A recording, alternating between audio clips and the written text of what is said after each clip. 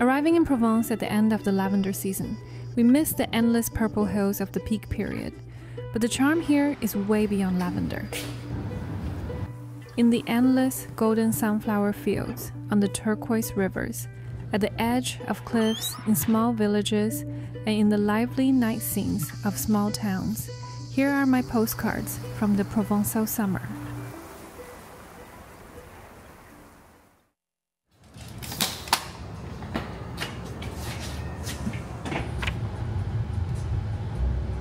When I was little, I read a book called A Year in Provence.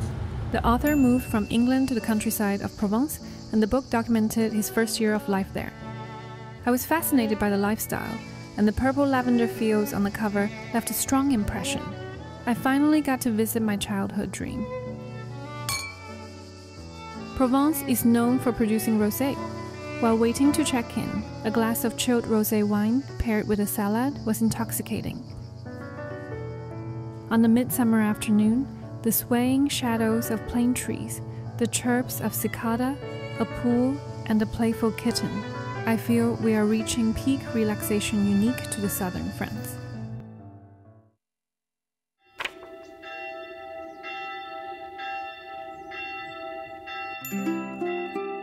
The first lavender oil came from monasteries.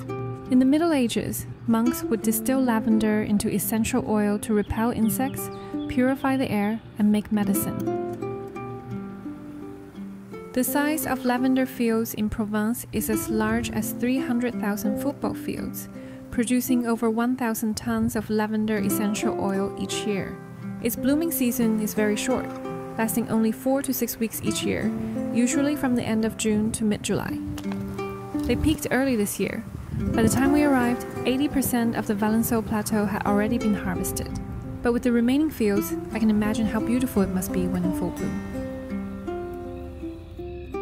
正在冒烟，就是精油正在被提炼的过程。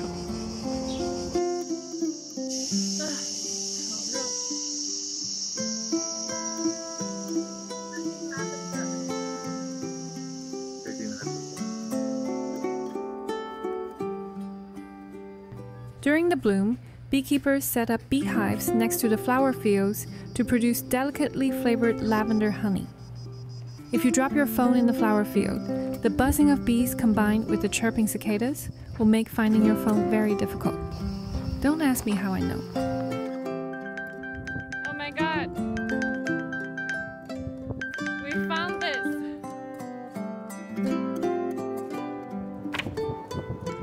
Sunflowers bloom is a bit later than lavender, just in time for our arrival. I've never seen such an endless field of flowers, standing tall towards the sunlight, united and determined.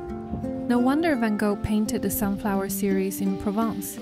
He was capturing the passionate sunlight and intense emotions. Sunflowers are not gentle. They are tough, firm, passionate, and flamboyant.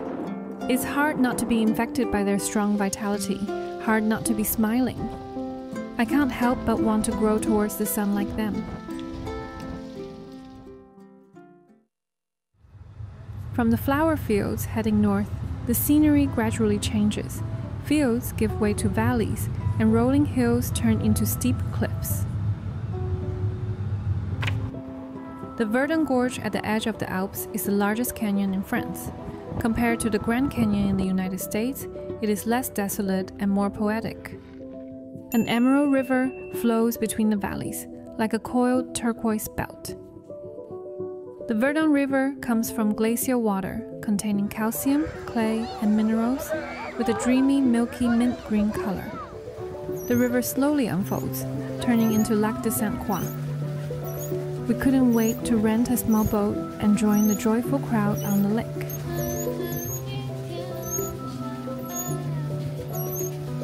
Someone is taking photos of their dog on a paddleboard.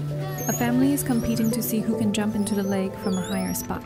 Black vultures and paragliders are crossing paths in the sky. Birds are singing joyful tunes.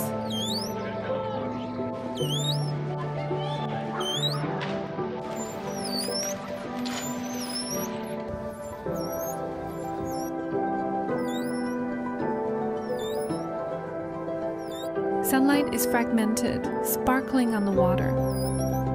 The ease of a European summer afternoon is concentrated on the surface of this lake.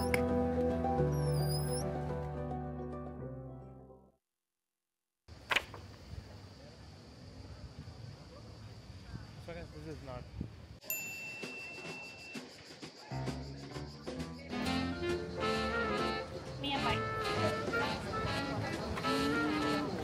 Aix-en-Provence is the most artistic city in Provence. Compared to the colorful towns of the Côte d'Azur, it is much more French. With uniformly honey-colored stone walls, symmetrical plane tree avenues, the classical facades with their careful proportions, along with the Baroque fountains, give the entire city a very elegant aesthetic. Aix's most famous local is the painter Paul Cézanne. Besides his very famous still life paintings of apples, he painted Mont Sainte-Victoire more than 80 times in his life, capturing the time and light. He was lucky. His father was a banker, so he didn't have to make a living as an artist. He could live purely for art. Aix is not dull at all. The city has 600 or 700 restaurants, and even at 10 in the evening, glasses are clinking, making it a real moving feast. The villages in Provence perched on hilltops are considered postcards of southern French villages. Gordes is the star among these villages, with stone houses stacked layer upon layer against the mountain. It's hard to find a more photogenic village. No wonder tourists flock here during peak season. The villages are not far from each other, but driving sometimes feels like playing Mario Kart. Narrow and winding, often along the cliffs, it will definitely keep you awake.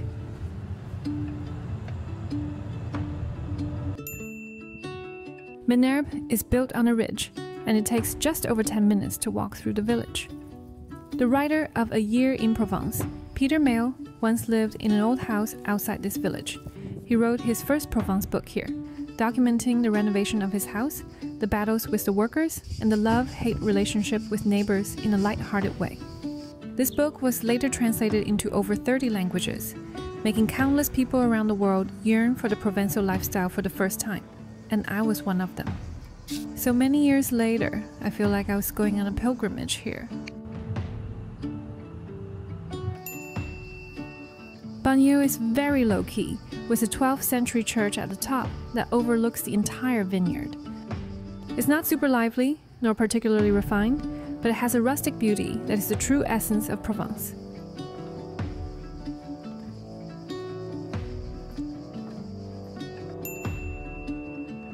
At the foot of the mountain, Lourmarin is the last village we are visiting in Provence. Maybe because it's relatively flat, it doesn't have the sharpness of a medieval town.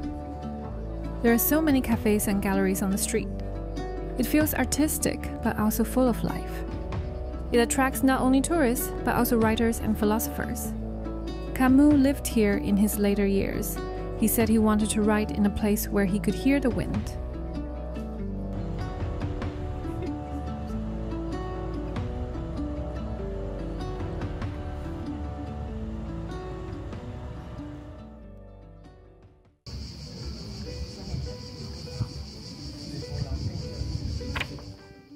The last postcard is reserved for the food of Provence.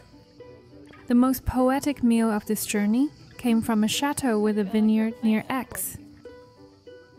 The dining table in Provence embodies a philosophy of slowness.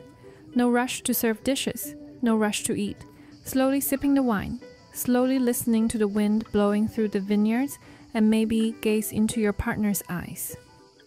The atmosphere of the evening was disturbed by two things. A large number of bugs appeared after sunset, and the lingering jet lag. When dinner reached midnight and dessert still hadn't been served, I decided to pack up the remaining dishes to take away. Sorry for destroying the vibe, but I was so sleepy that I collapsed right then and there.